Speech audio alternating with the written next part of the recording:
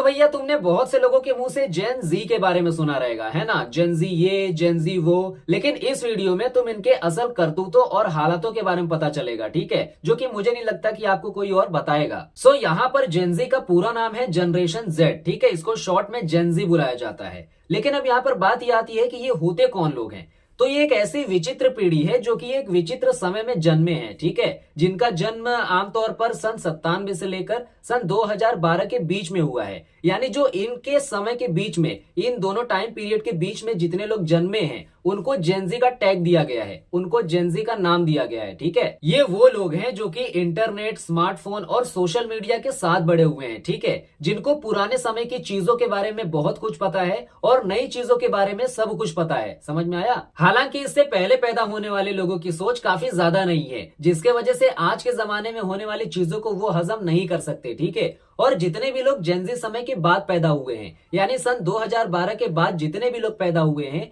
उनकी सोच एकदम नई है, जिसके वजह से पुराने जमाने में होने वाली चीजों को वो हजम नहीं कर सकते। तो यहाँ पर ये जो जेनजी प्राणी है वो मिक्सचर हैं, नए सोच के भी और पुराने सोच के भी, है ना? इन्होंने पुरानी चीजों को भी होते हुए देखा है, जैसे कि लोगों के व्यवहार हो गए, लोगों के कर्म कांड हो गए, लोगों के रीति रिवाज हो गए, लोगों के त्योहार हो गए और देवर भाभी के रिश्ते भी हो गए, है ना? और इसी चीज को नए जमाने में भी होते हुए देखा है, नए तरीके से, अलग तरीके से, मॉडर्न तरीके से। समझ रहे हो ना? खैर ये तो गूगल और मेरी जानकारी है, लेकिन मुझे क्या लगता है पता है? जहां तक मुझे समझ में आता है कि इसमें से भी सबसे खतरनाक प्राणी सन 2001 से लेके 6 तक वाले हैं, ठीक है? यानी सन 2001, 2, 3, 4, 5, 6 तक। क्यों? क्योंकि कलयुग की सबसे विचित्र घटनाएं इन्हीं के साथ घट रही हैं, खासकर लड़कों के साथ। इनकी तो गुत्थी नहीं सुलझ रही है कि भाई साहब कब 2 रुपए वाली बर्फ चाटते चाटते 10 रुपए की हो गई। इनकी जिंदगी में इनके साथ हो क्या रहा है खुद को ही नहीं समझ में आ रहा है। आधी आधी रात को अपना जन्म मकसद खोज रहे हैं कि हमारा जन्म किस मकसद से हुआ है? इनकी जिंदगी में कुछ काम ही नहीं बन रहा है, और अगर बन भी रहा है तो आखिरी सांस में बन रहा है, और बनते बनते खत्म भी हो जा रहा है इनकी सांस छूटने से पहले, ताकि ये अपने आप को बर्बाद होते हुए देखे, तड़प तड़प के मरते हुए देखे। इसीलिए इनको अपने जन्म का मकसद ही नहीं पता चल रहा है कि भैया ये धरती पर आए क्यों हैं? खैर वैज्ञानिकों को उनके रिसर्चों का जवाब मिल जा रहा है, लेकिन इनको अपने जन्म का पता नहीं चल रहा है कि भैया इनका अपनी जिंदगी में मिशन क्या है। ये इकलौते ऐसे प्राणी हैं जिनको दुनिया का इतना ज्ञान होते हुए भी ये अपने लाइफ में घंटा कुछ नहीं कर पा रहे हैं, ठीक है? लोग इनकी चारों तरफ से मार रहे हैं, लेकिन ये चुपचाप सहे जा रहे हैं। हालांकि इनको सब कुछ पता है कि भैया कौन कैसा है, किस तरीके के खोपड़ी वाले इनके आसपास भटक रहे हैं, इनको सब कुछ पता है। लेकिन इसके बावजूद भी ये भाई लोगों को कुछ नहीं बोलते, आराम से सिर्फ सहे जा रहे हैं बेचारे। ये ना तो किसी नौकरी में फिट हो पा रहे हैं, ना किसी धंधे में फिट हो पा रहे हैं, लेकिन हाँ इस मामले में दिमाग बहुत चलते भाई इनका, ठीक है? ये लोगों को सुझाव देते देते उनकी जिंदगी बना दे रहे हैं, लेकिन ये खुद वहीं के वहीं रह जा रहे हैं। ये अपनी जिंदगी में खुद कुछ नहीं कर पा रहे भाई, ये तो उनकी हालत है। सबसे पहले तो इनको कोई काम धंधा करना नहीं है, और अगर करना भी है तो जिस तरीके की नौकरी चाहिए उस तरीके की नौकरी नहीं मिल रही है मार्केट में, और अगर मिल भी रही है तो अच्छी सैलरी वाली नहीं मिल रही है। वही 10-12 घंटे का काम मिल रहा है जिसमें वही मजदूरों जैसे तुमको खटाएंगे, लेकिन वो तो इनको करना नहीं है, वो तो इनसे होगा नहीं। और अगर इनको एक अच्छी जॉब चाहिए तो भैया उसके लिए चाहिए कंपनी वालों को एक्सपीरियंस वाले बंदे, जो कि इनके अंदर है नहीं है। क्यों? क्योंकि इन्होंने कभी मार्केट में कदम रखा ही नहीं है। एक्सपीरियंस क्या होता है इनको पता ही नहीं है। क्यों? क्योंकि इन्होंने भाई जिंदगी भर 15-20 सालों तक किताबी कीड़ा का अध्ययन किया है, उसका पाठ हासिल किया है, जो कि उससे तो उनको कुछ प्रैक्टिकल नॉलेज मिला नहीं है। इनसे तो पढ़ाई तक नहीं हो रही है, और बहुत से लोगों ने तो भैया कॉलेज की शक्ल तक नहीं देखी है, सिर्फ 12th करके बैठे पड़े हैं। ये पहले ऐसे जेनजी प्राणी हैं कि भैया अगर किसी कंपनी की तरफ से इनको लेटर भी आ गया ना इंटरव्यू के लिए, खुद से बात कर रहा हूँ, हालांकि ऐसे कभी होगा नहीं, लेकिन मान लो कि किसी कंपनी की तरफ से इन्होंने अप्लाई भी नहीं किया, ठीक है, बट फिर भी किसी बड़ी कंपनी ने इनको अप्रोच कर दिया इंटरव्यू के लिए, ठीक है, और अगर उस इंटरव्यू में या फिर उस कंपनी में इनको इनके हिसाब से सारी चीजें नहीं हुई, तो भैया ये पलटवार बहुत खतरनाक तरीके से करते हैं, ठीक है? अगर इनसे तमीज से बात नहीं की गई, टाइम पे सैलरी नहीं मिल रही है, अच्छे से रिस्पेक्ट नहीं की जा रही है इनकी, या फिर टाइम पर छुट्टी नहीं मिल रहा है, या फिर ज्यादा काम कराया जा रहा है, तो भैया इनके अंदर इतनी पावर है कि ये चाहे कितनी भी बड़ी कंपनी क्यों ना हो, ये उसको रिजेक्ट करके घर पे चले जाएंगे, ठीक है? कंपनी वाले में भी सदमे में चले जाएंगे, भैया ये किस तरीके का जानवर आ गया हमारी कंपनी में। भले से ये अपने घर में अकेले बैठकर मक्खी मार लेंगे, वो चलेगा, ठीक है, लेकिन भैया इनको चाहिए चीजें अपने मन की, ठीक है? अगर इनके मन के हिसाब से नहीं हुआ तो भैया ये छोड़ छाड़ देंगे। इतना तो है इनका एटीट्यूड। ये बाकियों की जनरेशन की तरह नहीं है भैया, ठीक है, कि ये हर जगह एडजस्ट कर लेंगे, दूसरों के हाँ में हाँ सर मिलाते रहेंगे।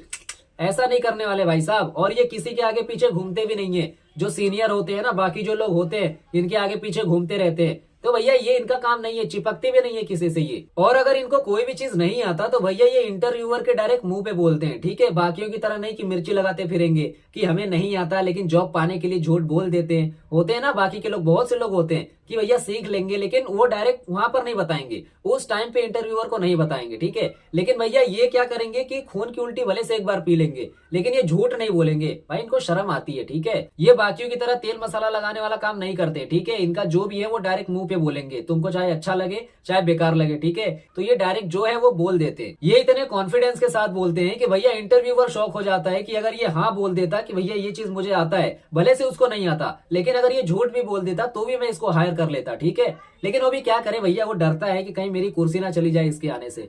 तो बोला ठीक है यार। तो यहाँ पर देखा जाए तो ज्यादातर जो लोग हैं वो जेनजी प्राणी से बहुत डरते हैं, ठीक है। जो कंपनियां हैं इनको हायर करने से भैया डरती हैं, ठीक है, क्योंकि इनका काम और ये जो कंपनी है ये दोनों का मैचिंग नहीं है, ठीक है। ये इनका अलग अपना मिशन है, इनका अलग अपना मिशन है। तो भैया यहाँ पर ये किसी भी चीज में कॉम्प्रोमाइज नहीं करते, ठीक है। सामने जो भी बंदा बैठा है, जो भी सवाल कर रहा है, उसके मुंह पे जवाब देते हैं, जिसके वजह से यहाँ पर बहुत से लोगों को मिर्ची भी लग जाती है इनके बातों को सुनकर, क्योंकि वो हजम ही नहीं कर पाते।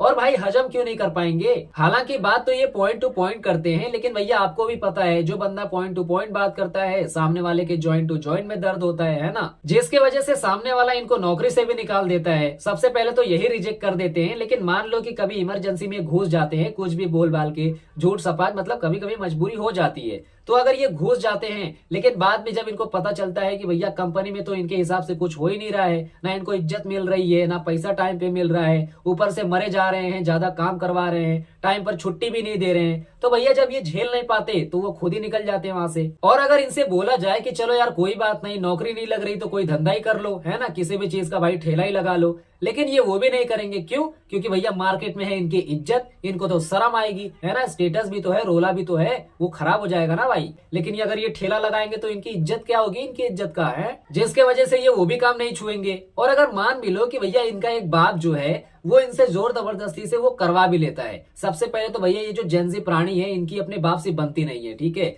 ये इसमें मैं लड़कों की बात कर रहा हूँ, लड़कियों की नहीं, ठीक है। लड़की तो भैया अभी भी ये परी ही बनी पड़ी है, सबसे ज्यादा खतरनाक लड़के होते हैं जेनजी के, ठीक है। इनके बाप से कभी बनती नहीं है, ठीक है। तो भाई खैर इनका बाप इनके ऊपर क्या ही कंट्रोल जमाएगा, तो भैया कंट्रोल कंट्रोल छोड़ दो, ये हमेशा अपने बाप से तिरछंटा ही रहते हैं, ठीक है। कभी मुंह बोली सीधी बात निकलती नहीं है। लेकिन भैया यहाँ पर एक बार को मान भी लो कि उनका बाप उनसे काम करवा भी लेता है जोर जबरदस्ती से, ठीक है। अब यहाँ पर जो बंदा थोड़ा सोशल स्टेटस के बारे में सोचता रहेगा, जिसको इज्जत का ख्याल है कि भैया मेरी मार्केट में इतनी इज्जत है, इज्जत क्या होता है उसको थोड़ा पता है, थोड़ा मेच्योर है बंदा, तो भैया रोड पे वो ठेला कभी नहीं लगाएगा, ये तो गारंटी है, ठीक है। लेकिन यहाँ पर जो बंदा अनमेच्योर है, जिनको उतना फर्क नहीं पड़ता, वो थोड़ा छोटा है, तो भैया वो लगा देगा ठेला, उसको कोई प्रॉब्लम नहीं है। और आज के समय में इनकी हालत ये है कि भैया इनको तो जल्दबाजी में पैसे भी गिनने नहीं आएंगे, हैं। 10 कस्टमर अगर इनके सामने आके खड़े हो गए तो इनकी हालत तो वैसे ही खराब हो जाएगी। धंधा क्या घंटा करेंगे, जिनको 2 रुपए देना चाहिए उनको ये 4 रुपए देकर भगा देंगे जल्दबाजी में। लेकिन जिस दिन तुम्हारे बाप को पता चला कि भैया तुम 2 रुपए की जगह 4 रुपए देकर कस्टमर को भगा रहे हो, उस दिन भरे बाजार में तुम्हारा बाप तुम्हारी इज्जत बना देगा, ठीक है। तो यहाँ पर तो समझ में आ जाएगा तुमको, यहाँ पर तुम्हारी तो बिगड़ जाएगी लेकिन तुम्हारे बाप की बन जाएगी इज्जत भरे बाजार में, है। और रही बात पैसों की, तो भैया तुम्हारा बाप तुमसे वसूल लेगा वैसे ही, ठीक है, एडजस्ट कर लेगा। सबसे पहले वो तुमको तोड़ेगा, बाद में सब वसूल लेगा। बाद में तुम जो खर्चा पानी के लिए मांगते हो पैसवा, तो तुम्हारा बाप उसमें से वसूल लेगा। क्यों? इसीलिए ये ना तो किसी नौकरी में फिट हो पा रहे हैं, ना किसी धंधे में फिट हो पा रहे हैं, है ना। तो यहाँ पर मिला जुला कर देखा जाए, जहां तक मुझे लगता है, तो भैया इस धरती से लेकर लोक परलोक सब इनके ऊपर सुहेला है, ठीक है। तो यहाँ पर देखा जाए तो भैया सब इनकी मारने पर ही तुले हुए हैं, ठीक है। ये चाह कर भी इस सिचुएशन से नहीं निकल पा रहे, बहुत बुरी तरीके से फंस चुके हैं, ठीक है। इसलिए ये रात रात भर जाकर अंधेरे में अपने मकसद को खोजे जा रहे हैं। और ये खोजेंगे कहाँ, मुझे तो लगता है कि भैया इनका मकसद ही अंधेरे में बनाया गया है, जिसके वजह से वो अंधेरे में ही छुप गया है। ऊपर से घर में इनके इज्जत पता का ठिकाना और नहीं है। तो यहाँ पर देखा जाए तो भैया तुम्हारी बहुत बड़ी समस्या है, ठीक है। तो कोई नहीं यार, मैं समझ सकता हूँ, मैं समझ सकता हूँ तुम्हारी इतनी बड़ी समस्या को, ठीक है। और भाई साहब इनको तो पैसे तक गिनने नहीं आते। अगर इनका बाप बोले कुछ नोट पकड़ा के कि देख भाई इतने पैसे हैं क्या, गिन इसको, तो ये अगर गिनने बैठेंगे ना, तो एक बार गिनेंगे तो एक नोट कम आएगा, दूसरी बार गिनेंगे तो एक नोट ज्यादा आएगा, तीसरी बार गिनेंगे तो बराबर आएगा, फिर वापस चौथी बार कंफर्म करने के लिए गिनेंगे, वापस ऊपर नीचे होगा।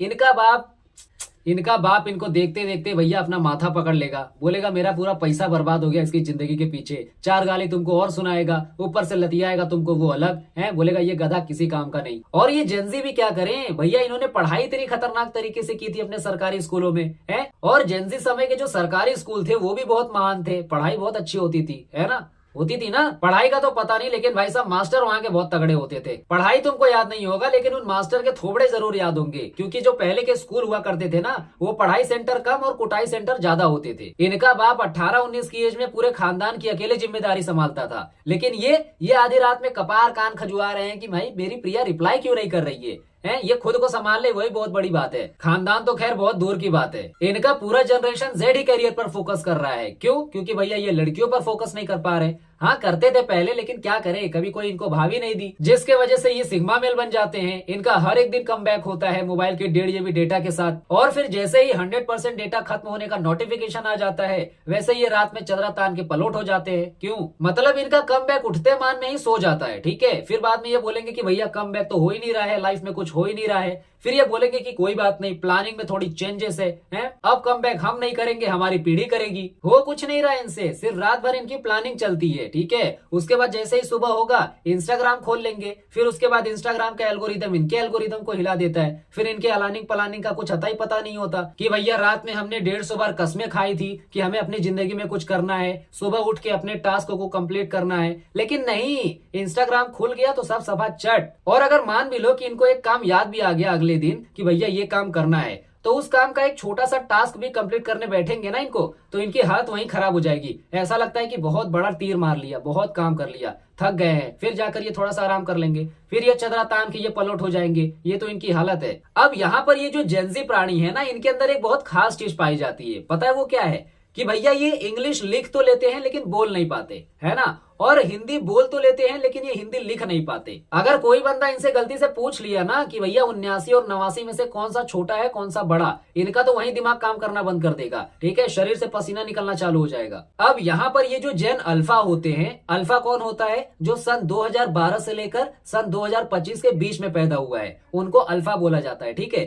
तो ये किस तरीके की पढ़ाई की है आपको पता है? इनकी पीढ़ी पूरी इंग्लिश मीडियम में पढ़ रही है, हिंदी क्या होता है इनको पता ही नहीं है, ठीक है। और इंग्लिश में भी ये किस तरीके की पढ़ाई कर रहे हैं? सिर्फ भैया ये लिखे जा रहे हैं, बोलना आता नहीं है इनको। तो देखा जाए तो एक पूरे इंग्लिश का भी ये आधा पढ़ रहे हैं। तो यहाँ पर भी ये इंग्लिश में आधे लगड़े लूले हैं, क्योंकि ये भैया इसमें भी आधी पढ़ाई कर रहे हैं। और जेनजी के पहले जितने भी लोग पैदा हुए हैं, जैसे कि मिलेनियल जनरेशन हो गया, या फिर बेबी बूमर्स हो गया, या फिर जनरेशन एक्स हो गया, तो ये जितने भी लोग हैं ये सिर्फ हिंदी जानते हैं। तो इस हिसाब से देखा जाए तो यहाँ पर भी ये आधे लंगड़े लूले थे, मतलब ये भी सिर्फ हिंदी जानते थे, सिर्फ हिंदी में बात करते थे, क्योंकि उतनी पढ़ाई लिखाई नहीं होती थी। तो यहाँ पर भी इंग्लिश का कुछ अता पता ठिकाना कुछ भी नहीं था। अब भैया आते हैं ये जेनजी प्राणी, ठीक है। ये एक पर्टिकुलर फील्ड में लंगड़े लूले नहीं थे, ये दोनों ही फील्ड में आधे आधे लंगड़े लूले थे, ठीक है। मतलब इंग्लिश में लिख तो पाते हैं लेकिन बोल नहीं पाते, हिंदी में बोल तो पाते हैं लेकिन लिख नहीं पाते। मतलब इतनी खतरनाक तरीके से पढ़ाई की है इन्होंने कि भैया इनका दिमागी सिस्टम ही एकदम क्रैश हो गया, ठीक है।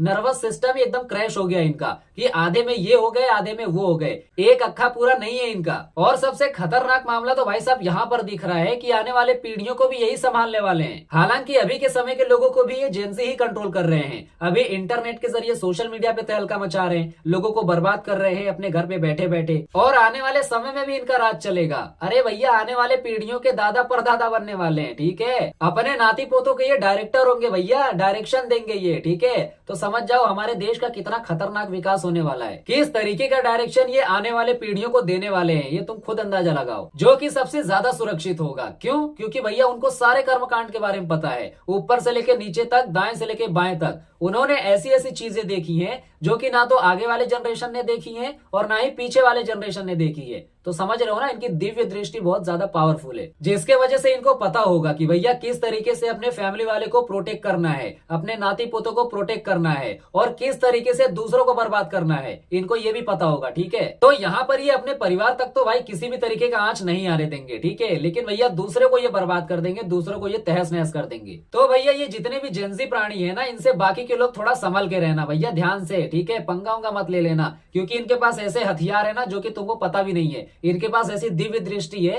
जो कि तुम उस चीज को देख ही नहीं सकते, जितने भी नए और पुराने लोग हैं। और ये जेंजी प्राणियों को तो कुछ काम धंधा होता नहीं है, जिसके वजह से घर पे अकेले रहते रहते इनका दिमाग और खतरनाक तरीके से चलने लगता है? घर पे अकेले रहते रहते भैया इनका दिमाग ऑटोमेटिक तरीके से चार्ज हो जाता है, लेकिन डिस्चार्ज भी जल्दी हो जाते हैं। क्यों? क्योंकि भैया आज के समय में सबसे ज्यादा तनाव में रहने वाले यही जेंजी जनरेशन ही है, ठीक है। ये हमेशा 24/7 करियर के बारे में सोचे जा रहे हैं, पैसों के बारे में सोचे जा रहे हैं। जितना तो इनकी 7 पीढ़ियों ने टेंशन नहीं लिया, उतना तो ये अकेले सोच सोच के अपना माथा भारी किए जा रहे हैं। ऊपर से कलयुग की घटनाएं इनके ऊपर मंडरा रही है भैया। कभी ब्रेकअप हो जा रहा है, कभी जॉब नहीं लग रही है, कभी पैसों की तंगी चल रही है, फ्यूचर बनाना है, शादी करनी है, घर में गालियां खा रहे हैं, घर की जिम्मेदारियों को संभालना है अपने सपनों के साथ। लेकिन भैया उसमें से एक भी चीज इनकी सही तरीके से नहीं हो रही है। तो यहाँ पर एक 19 साल का लड़का, एक 20 साल का लड़का 30 से 40 साल के इंसान की इतना टेंशन लिए जा रहा है। क्यों? क्योंकि भैया वो पहले ही इमेजिन कर चुका है कि अगर वो ये सारी चीजें ठीक नहीं कर पाया तो इसका लास्ट में रिजल्ट क्या निकलेगा। इसीलिए इनके पूरे खानदान में इनके ही एज ग्रुप वालों के ऊपर सबसे ज्यादा टेंशन, सबसे ज्यादा प्रेशर मालूम पड़ता है। तो यहाँ पर ज्यादातर यही देखा गया है कि एक 19-20 साल के लड़के